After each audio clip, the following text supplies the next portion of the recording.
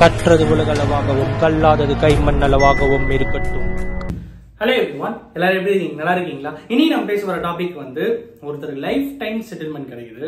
அந்த life time செட்டில்மெண்ட்டை அவர் என்ன பண்ணணுமோ அதை பண்ணாம வேற வேற விஷயமா நிறைய பண்ணாரு.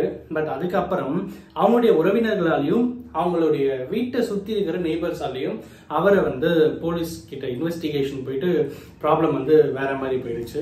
ஆக்சுவலா என்ன பண்ணிருக்கணுமோ அதை பண்ணல, பட் வேற பண்ணாரு. அதுக்கு அடுத்து வந்து நிறைய கொலாப்ஸ் ஆயிட்டு அந்த லைஃப் டைம் செட்டில்மெண்ட் இப்படிங்கிறதுக்குள்ள காணாம போயிடுச்சு. ஸோ என்ன ஆச்சு அப்படிங்கிறது பார்த்தீங்கன்னா, அரக்கோணம், சென்னை பக்கத்தில் இருக்கிற அரக்கோணம், அதை சுற்றி இருக்கிற சில கிராமங்கள்ல ஒரு கிராமத்துல வந்து ஒருத்தர் இருக்கார். அவர் வந்து என்ன பண்றாருன்னா துப்புரவு பணியாளர். ஓகேங்களா? ஸோ அவருடைய இது வந்து பார்த்தீங்கன்னா கால்வாய் வந்து தூர்வாருறது, அப்புறம் வந்து தூய்மைப்படுத்துறது, இது எல்லாமே அவர் பண்ற வேலையை வந்து செஞ்சுட்டு வர்றாரு. ஒரு நாள் என்ன பண்றாரு, அவங்க வீட்டுக்கு வந்து திடீர்னு நிறைய ஹோம் அப்ளையன்சஸ்லாம் வாங்குறாரு. பக்கத்துல இருக்கிறவங்க வந்து என்ன இது ஹோம் அப்ளையன்சஸ்லாம் வாங்குறாங்க, சரியில்லையே, அவ்வளோ அமௌண்ட் இவங்கிட்ட எப்படி வந்தது அப்படின்னு சொல்லிட்டு பேச ஆரம்பிக்கிறாங்க. ஒரு வேலை இஎம்ஐல வாங்கியிருப்பாரோ அப்படின்னு சொல்லிட்டு பொறுமையா அதை கடந்து போக ட்ரை பண்ணும்போது திருப்பி அவர் என்ன பண்றாரு, அவரோட வீட்டை வந்து ரெனோவேட் பண்றாரு. என்ன இது சரியில்லையே, வீடை ரெனோவேட் பண்றான், இந்த மாதிரி ஹோம் அப்ளையன்சஸ் வேற வாங்கியிருக்காங்க, சரியில்லையே, என்னமோ ஆயிருக்கு அப்படின்னு சொல்லிட்டு அங்க இருக்கிற பப்ளிக்லாம் வந்து இவர் மேல ஒரு கண் வைக்க ஆரம்பிச்சிடறாங்க. என்னமோ நடக்குது, என்னன்னு பார்ப்போம் அப்படின்னு சொல்லிட்டு கண் வைக்க ஆரம்பிச்சிடுறாங்க. ஸோ அந்த ஒரு விஷயம் வந்து அப்படியே போயிட்டே இருக்கு. மீன்வெயில் என்ன ஆகுது பாத்தீங்கன்னா, அந்த பர்டிகுலர் பர்சன், அதாவது அந்த தூய்மை பணியாளர் இருக்காரு பாத்தீங்களா, அவருடைய ரிலேட்டிவ் ஒருத்தர் என்ன பண்றாரு, அவங்க கிட்ட போயிட்டு மிரட்டுறாரு. எனக்கு தெரியும், உனக்கு வந்து ஒரு தங்க கட்டி கிடைச்சிருக்கு, அந்த தங்க கட்டிய அந்த ஷேர் எனக்கு கொடுத்துட்டுனா நான் உன்னை சும்மா விட்டுருவேன், இல்லைன்னா அவ்வளவுதான் சொல்லிட்டு மிரட்டி இருக்காரு. இவரும் வந்து வயசானவர், கிட்டத்தட்ட ஒரு 60 வயசு கிட்ட இவருக்கு இருக்கும். இவர் என்ன பண்றாரு, இல்ல அதான் எனக்கு எதுவும் கிடைக்கல, சும்மா என்னையா மிரட்டிட்டு இருக்கு அப்படின்னு சொல்லிட்டு பேச ஆரம்பிக்கிறாரு.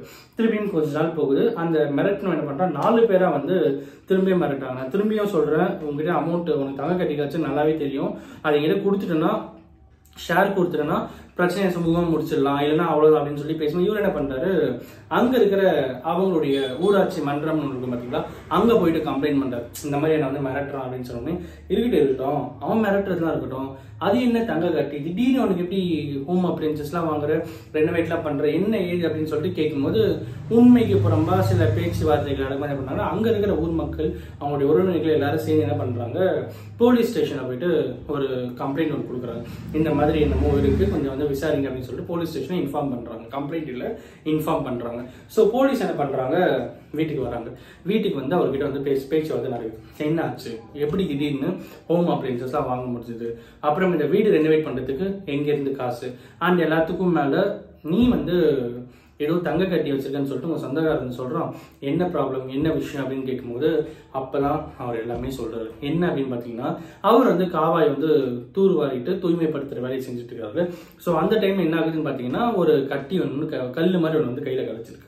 ஸோ அதை எடுத்துட்டு போயிட்டு செக் பண்ணி பார்க்கும்போது அது ஃபுல்லாவே வந்து கோல்டு அப்படின்னு சொல்லிட்டு அவருக்கு தெரிஞ்சிருக்கு. கிட்டத்தட்ட அவர் வீட்டில் இருந்த கோல்டோட வேல்யூ மட்டும் 640 கிராம் கோல்டு கட்டி வந்து அவர் வீட்டில் வந்து கிடைச்சிருக்கு, எடுத்திருக்காங்க.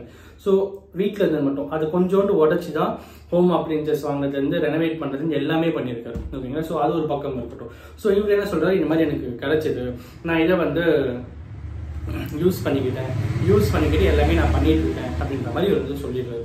இவர் சொன்ன அப்புறம் என்ன ஆகுது அப்படின்னு பார்த்தீங்கன்னா, திரும்பவும் கொஞ்ச நேரத்துக்கு அப்புறம் போலீஸ் வந்து சரி ஓகே, அந்த தங்க கட்டிலாம் எங்க இருக்கு அப்படின்னு கேட்கும்போது, எங்க வீட்டுக்கு பின்னாடி ஒரு இடத்துல வந்து மண்ணில் புதைச்சிருக்கேன் அப்படிங்கிறோம்.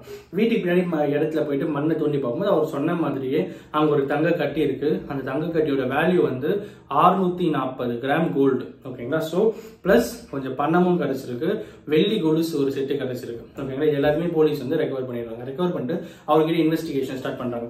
இல்ல நீங்க பேசுறது ஏதோ டவுட் இருக்கு, இது உண்மையாவே கீழே தான் கிடைச்சதா, இல்லைன்னா வேற ஏதாவது தப்பான வழியில சம்பாதிச்சு வந்ததா என்னன்னு சொன்னா, இல்ல எனக்கு உண்மையாவே கீழே தான் கிடைச்சது அப்படின்னு சொன்னதும் சரி ஓகே அப்படின்னு சொல்லிட்டு அந்த மிரட்டினாங்க பாத்தீங்கன்னா 4 பேரை, அவங்கள வந்து அரெஸ்ட் பண்றாங்க. அரெஸ்ட் பண்ணிட்டு இவருக்கு என்ன ஆக்ஷன் அப்படின்னு பாத்தீங்கன்னா, ஆக்சுவலா இந்த மாதிரி கீழே ஏதாவது பொருள் கிடைக்குது, இல்லைன்னா பணம் கிடைக்குது, ஒரு போன் கிடைக்குது, இல்ல வேற ஏதாவது ஒரு பொருள், ஒரு விலை மதிப்பு இல்லாத ஒரு பொருள், ஒரு விலை மதிப்பு அதிகமா இருக்கிற பொருள் கீழே கிடைக்குது அப்படின்னும் போது அதை நம்ம இமீடியட்டா என்ன பண்ணோம் பாத்தீங்கன்னா, பக்கத்துல இருக்கிற போலீஸ் ஸ்டேஷனை போய் இன்ஃபார்ம் பண்ணி கொடுக்கறது தான் ரூல்ஸ் அண்ட் ரெகுலேஷன்ஸ். ஓகேங்களா? ஸோ அதுதான் ஸ்ட்ரிக்ட் ஃபாலோ அப் நம்ம வந்து பண்ணி ஆகணும். அது நம்ம வீட்டுக்கு எடுத்துட்டு போகிறதோ அந்த தன்னுடைய உடைமை அப்படின்னு சொல்லி நினைக்கிறதெல்லாம் பண்ணவே கூடாது. அவர் என்ன பண்றாரு, இந்த மாதிரி நடந்ததுக்கு அப்புறம் அந்த வயசானவர் அதாவது கீழே கோல்டு காயின் கட்சி எடுத்தாரு பார்த்தீங்கன்னா கட்டி அதை அவர் வந்து அரெஸ்ட் பண்றாரு. ஏன் அப்படின்னு கேட்டீங்கன்னா அவருக்கு வந்து அந்த கோல்டு கட்டி காணும்னு சொல்லிட்டு யாருமே வந்து கம்ப்ளைண்ட் தரல. அப்படி கம்ப்ளைண்ட் தராதனால இவர்கிட்ட ஒரு ஸ்டேட்மெண்ட் மட்டும் வாங்கிட்டு அந்த கோல்டு கட்டி அப்புறம் வந்து வெள்ளி கொலுசு அப்புறம் வந்து பணம் எல்லாத்தையுமே வந்து கவர்மெண்டோட கருவூலத்துக்கு வந்து அனுப்பி வைக்கிறாங்க. இவர்கிட்ட ஒரு ஸ்டேட்மெண்ட் வாங்கிட்டு இவரை விடுவிச்சிடுறாங்க. அண்ட் அவங்க அதை த்ரெட்டன் பண்ண 4 பேரை அரெஸ்ட் பண்ணிடுறாங்க. இது அரக்கோணம்ல வந்து நடந்திருக்கு அப்படிங்கிறது தான் இன்னைக்கு வந்து பேசணும் அப்படின்னு நினைச்சேன். எல்லாத்துக்கும் மேல இந்த வீடியோ யாருன்னா ஒருத்தருக்கு கண்டிப்பா நாலேஜ் ஷேரிங்கா இருக்கும் அப்படின்னு நினைக்கிறேன். எதனால அப்படின்னு கேட்டீங்கன்னா உங்களுக்கு கீழே ஏதாவது ஒரு பொருள் கிடைக்குது, இல்ல எனக்கு வந்து ஒரு கீழே பொருள் கிடைச்சிருக்கு, இது வந்து கடவுளே எனக்கு கொடுத்த மாதிரி, நான் எவ்வளவு ஒர்க் பண்ணேன் அப்புறம் எனக்கு வந்து பணம் கிடைக்கல, பட் அதுக்கு இன்டைரக்டா எனக்கு கீழே இந்த மாதிரி கடவுள் வந்து கொடுத்துருக்காரு, அந்த மாதிரிலாம் நீங்க எதுவும் நினைக்க கூடாது அப்படிங்கறது ஏதாவது மாதிரி. ஏன் அப்படின்னா கீழே இருக்கிற பொருளையும் சம்பாரிச்சு கஷ்டப்பட்டு சம்பாரிச்சு வாங்கினது யாரோ ஒருத்தர் நம்மள மாதிரி நம்மளுடைய நண்பராகவோ நண்பியாகவோ இருப்பாங்க, கரெக்டுங்களா? ஸோ அவங்களுடைய பொருள் தான் கீழே மிஸ் ஆயிருக்கு அப்படிங்கும்போது அதை நம்ம ப்ராப்பரா போலீஸ் ஸ்டேஷன்ல எடுத்து போயிட்டு கொடுக்கணும் அப்படிங்கிறது தான் மனித நேயமும் கூட அப்படிங்கிறதா இன்னைக்கு இந்த வீடியோ மூலமா சொல்ல நினைச்சேன். அண்ட் அப்கோர்ஸ் இந்த வீடியோ நான் ஒருத்தருக்கு நாலேஜ் இருக்குன்னு சொல்லிட்டு நான் நம்புறேன். Thank you so much.